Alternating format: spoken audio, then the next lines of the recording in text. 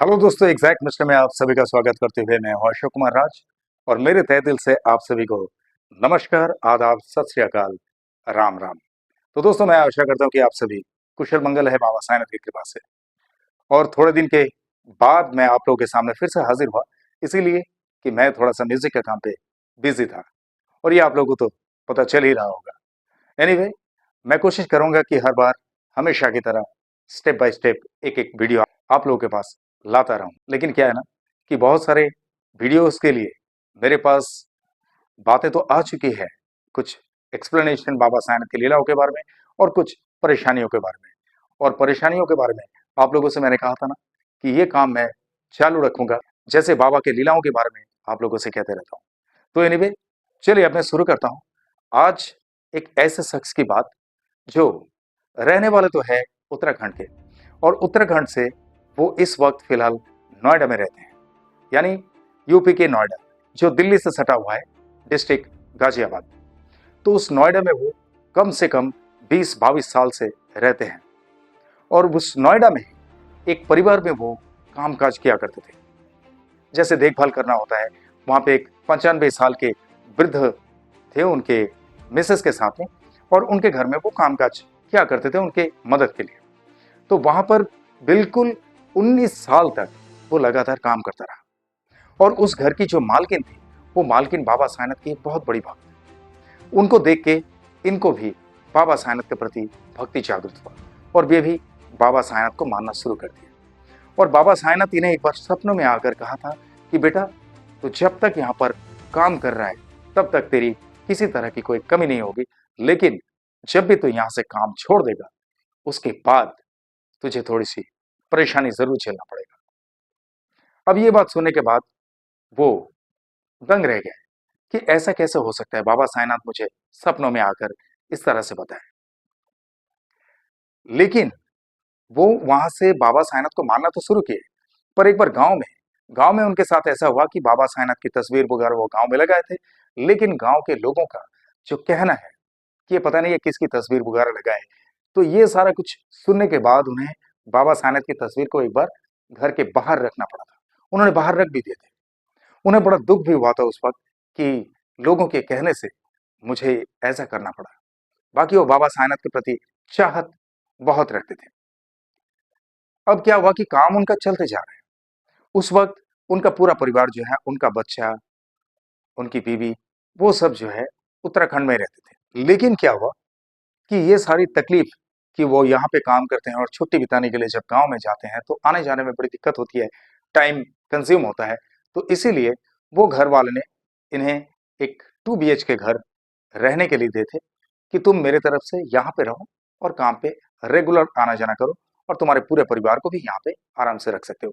तो ऐसा ही उन्होंने किया कि उनके पूरे परिवार को यहाँ पर शिफ्ट कर दिया, यानी नोएडा में उत्तराखंड से आ गए। और उत्तराखंड से आने के बाद यहाँ पर सब कुछ ठीक ठाक चल रहा था। और 19 साल तक उन्होंने काम किया। मैंने पहले बताया ना, 19 साल काम करते करते उन्होंने ये बताया कि गुड़गांव के सुल्तानपुर करके एक जगह है, उस सुल्तानपुर में जिसके घर में काम करते थे उस मालिक का एक पुश्तैनी मकान पुश्तैनी मकान वहां पे था। और उस मकान को किसी एडवोकेट के अंडर में भाड़े से रहने के लिए देते। लेकिन वो एडवोकेट ने क्या किया कि अंदर अंदर उस पूरे जमीन को खुद के नाम से वह हड़पने की कोशिश किए थे। और जब इन्हें माथापच्ची करना पड़ा, तो माथापच्ची करने के बाद उन्हें आखिर वो घर हासिल हो ही गया। क्योंकि मालिकाना हक जिसका रहता है उसका मालिकाना हक से उन्हें जुदा करना बड़ी मुश्किल होती है। ये कानून भी उनके खिलाफ जाते हैं जो जबरदस्ती दखल करने की कोशिश करता है। ये तो हम सबको पता है। ऐसा ही हुआ। अब क्या हुआ कि वो घर बहुत बड़ा आलीशान घर था, जैसे कि हमारे ये भाई कहते हैं। अब उस घर में ये लोग शिफ्ट हो गए और अपने हिसाब से, अपने तौर तरीके से उसको साफ सफाई करके उसका डेकोरेट करना सब कुछ वहां पे शुरू कर दिए। अब नोएडा छोड़कर इस भाई को भी वहां पर जाना पड़ा, जिनके बारे में ये बात मैं आप लोगों से कह रहा हूं। तो वो भी वहां पर चले गए, क्योंकि कामकाज उनके घर में करते हैं। अब वहां पर कुछ दिन रहने के बाद जब उन लोग पूरी तरह से सेटअप हो गए, और सेटअप होने के बाद उन लोगों ने देखे कि वो हर सैटरडे को घर पे आते थे शाम को, और संडे को घर पे रह के फिर मंडे को वहां पर काम पे चले जाते थे उनके घर में। तो ये सारा कुछ चीजें देखते हुए वो घर वालों ने इनसे कहा कि भाई, तुम इस तरह से यहाँ से आना-जाना करोगे, अभी तो तुम्हारा रहन-सहन बहुत लंबा हो गया। उस जगह पे से तुम्हें आना-जाना करने में दिक्कत होती है और टाइम कंज़्यूम होता है। तुम्हारे बाल-बच्चे भी बड़े हो गए, तो तुम्हें उन लोगों के साथ भी रहना ज़रूरी होता है। इसीलिए तुम एक काम करो, बस तुम आराम करो, यहाँ से तुम्हारी छुट्टी करते हैं हम, तुम अपने घर पे रहो और वहीं पे कुछ किया करो, हम लोग कुछ दूसरा बंदोबस्त करेंगे। तो इसी हिसाब से उन्हें 3-4 लाख रुपए उनके हाथ में भी दिए, जैसे कि रिटायरमेंट होता है, और उनको अपने घर पे भेज दिए। और घर पे आने के बाद उनकी स्थिति जो है, इस तरह से बिगड़ती गई दिन-ब-दिन अभी तक। उन्होंने जिस तरह से मुझे कहा कि उन्हें सुधारने के लिए कुछ ऑप्शंस नहीं मिल पा रहा है। हालाँकि काम-काज वो करते हैं। उनकी एक बेटी है, वो बेटी भी काम करती है, उनकी मिसेज़ भी अभी-अभी काम पे लगे हैं। तो सभी मिलकर बहुत मेहनत से उन लोग पैसा कमाने की कोशिश करते हैं कि अपने आप को सुधारें। और इनका कहना क्या है कि ये बहुत सारे कर्ज में दबे हुए हैं। उस कर्ज को निपटाने के लिए इन्हें कोई रास्ता नहीं मिल रहा है। तभी इन्होंने क्या किया कि बहुत सारे जगह पे, बहुत सारे पीठस्थान में वो गए, लेकिन कहीं पे से कुछ काम नहीं हुआ। यहाँ तक कि एक बात इन्होंने ये कहा कि एक बार बागेश्वर धाम में वो गए थे और बागेश्वर धाम में जाने के बाद वहां से इन्हें हनुमान जी के प्रति भक्ति जागृत हुई। और हनुमान जी के प्रति जब इनकी भक्ति जागृत हुई, तो हनुमान जी का पूजा पाठ वो घर पे करने लगे बड़े अच्छे तरीके से। एक बार एक साधु संत भी उनके घर पे आए थे और उन्होंने हनुमान जी के लिए एक पगड़ी लाए थे। और हनुमान जी के लिए जो पगड़ी वो लेकर आए थे, तो वो जो संत इनके घर पे आया था, तो उन्हें ऐसा लगा कि उनके सर पे वो पगड़ी मैं बांध दूं। और वो पगड़ी उन्होंने खुद ब खुद बोले कि बाबा, मैं आपके सर पे ये पगड़ी बांध देता हूँ। और जब वो बांधने लगे, तो पगड़ी बांधते वक्त उन्होंने ये कहा कि मैं जो साईं को भूल गया था, इस बात को ऐसा लगा कुछ देर के लिए कि बाबा ने मुझे वो बात याद दिलाए कि मैं साईं के सर पे पगड़ी बांध रहा हूं। ओम साईं राम। तो ये चीज उन्होंने बताए। उसके बाद उनके अंतरात्मा से फिर से बाबा साईनाथ के प्रति भक्ति उसी तरह से जागृत हो रही है। अब अचानक से कुछ दिनों के बाद उनकी बेटी जो है, उनकी बेटी को एक सपना आया और उस सपनों में हुआ क्या कि नीम करोड़ी बाबा प्रकट हुए उनकी बेटी के सपने में। और उनकी बेटी के सपनों में नीम करोड़ी बाबा खुद आकर ये कहा कि तुम लोग जिस तरह की तकलीफ में हो, इस तकलीफ से निजात पाने के लिए एक ही रास्ता है, तुम लोग सभी मिलकर एक बार शिरडी में जाके साईं बाबा का दर्शन करके आओ। बोले मेरे साथ ओम साईं। अब ये तो बहुत सारे लोगों से भी सुनाई देती है कि बाबा साईनाथ और नीम करोड़ी में बहुत अच्छे मेल मिलाप है। कुछ लोग ये भी कहते हैं कि बाबा नीम करोड़ी साईनाथ के अवतार हैं। हकीकत तो देखिए, हमसे कहना मुश्किल है, हमें कुछ भी पता नहीं है। बट जिस तरह से हम सुनते हैं और जैसा मैं एक्सप्लेनेशन सुनता हूं, उसके हिसाब से मैं आप लोगों के सामने हाजिर करता हूं। मेरे पास वॉइस रिकॉर्ड रहता है।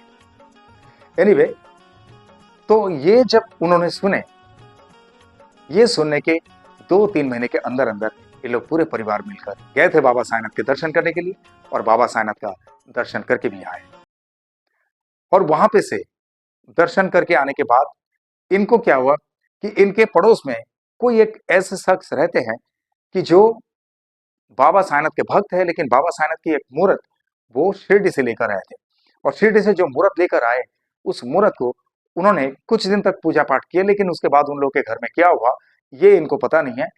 उन लोगों ने अचानक से इन्हें कहा कि भाई एक काम करो, तुम बाबा साईनाथ को मानते हो ना, हम तुम्हें एक मूर्त दे रहे हैं, तुम इस मूर्त की पूजा पाठ करो, घर पे स्थापित करो। अब ये बड़े खुश हो गए। वो खुशी खुशी उस मूर्त को लेकर अपने घर पे आए और उस घर में स्थापित किए। आज तक उस मूर्त की पूजा पाठ वो करते आ रहे हैं। बोले मेरे साथ ओम साई राम। यानी बाबा किस किस तरह से घर तक पहुंचते हैं, किस किस तरह से काम करते हैं, ये किसी को बताना मुश्किल होता है। कोई भी आज तक बता नहीं पाए। लेकिन यहां पे वो ये कहते हैं कि आज वो जो कर्ज से घिरे हुए हैं, वो कर्ज अभी तक उनका उतरा नहीं है। और उनका कभी कभी ऐसा मनोस्थिति होता है कि उन्हें लगता है कि मैं आत्महत्या कर लूं। और ये बात सुन के मुझे बड़ा दुख हुआ। तभी उन्होंने स्पेशली मुझे कहा कि पूरे साई परिवार के सभी सदस्यों से मेरे लिए थोड़ा सा प्रार्थना करवा दीजिए, ताकि बाबा साईनाथ मेरे ऊपर भी और मेरे परिवार के ऊपर नजर उठाकर देखें। ओम साई।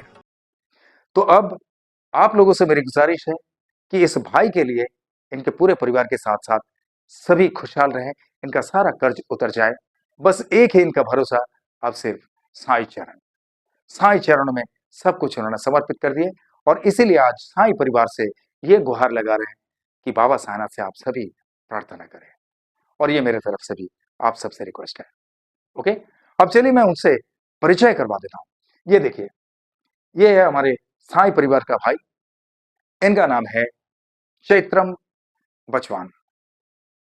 और इनकी बेटी, वो तो बहुत दृढ़ भक्ति रखते हैं बाबा साईनाथ पे, और दृढ़ता के साथ वो बाबा साईनाथ की पूजा पाठ भी करती है।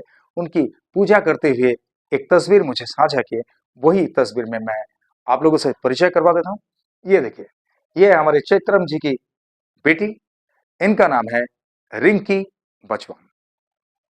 तो दोस्तों, अब ये हमारे चैत्रम भाई जो है, चैत्रम भाई के मन में बाबा साईनाथ के प्रति कभी भक्ति में कोई डगमगाहट ना आए, और इनके पूरे परिवार पर बाबा साईनाथ की कृपा हमेशा बरसते रहे, बाबा साईनाथ की कृपा हमेशा बनी रहे, इसके लिए बाबा साईनाथ से प्रार्थना जरूर करना, और इनकी चंगाई, इनकी खुशहाली के लिए, इनकी सारी तकलीफें दूर हो जाए, इसके लिए भी बाबा साईनाथ से प्रार्थना जरूर करना। और आप लोगों के साथ में भी इस तरह से कुछ घटित हुई है, या प्रार्थना करना है साईं परिवार के सारे सदस्यों से, तो डेफिनेटली मेरे अंडरलाइन में दिए हुए इस नंबर पे सीधा संपर्क कर सकते हैं, या तो मुझे व्हाट्सएप में वॉइस मैसेज के जरिए भी भेज सकते हैं। मैं आपके साथ कुछ भी तकलीफ घटित हो रही है, उसका भी वीडियो बनाकर, या कुछ लीलाएं आपके साथ घटित हुई, उस लीला का वीडियो बनाकर इसी तरह से मेरे एग्जैक्ट मिस्टर चैनल पर लेके आऊंगा। I promise it. ओके।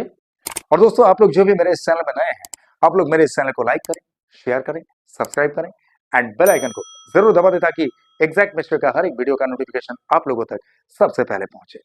और आप लोग हो सके तो थैंक्स बटन या मेंबर बटन जरूर दबा देना, ताकि मुझे थोड़ा सा कोऑपरेशन आप लोगों से मिल जाएगा। और जिस तरह से आप लोगों ने मुझे प्यार देते आए हैं, जिस तरह से आप लोग मुझे प्यार करते आए हैं, इसी तरह से हमेशा आप लोग के प्यार की जरूरत है।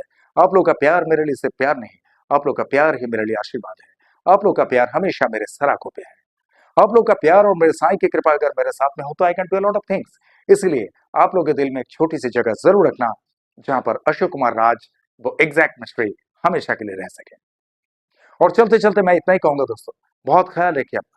और जिस तरह से आप लोग बाबा साईनाथ पर भक्ति रखते हैं, इसी तरह से बाबा साईनाथ हमेशा आप सब पर अपनी कृपा दृष्टि रखे, हमेशा आप सब पर अपनी कृपा बरसाते रहे।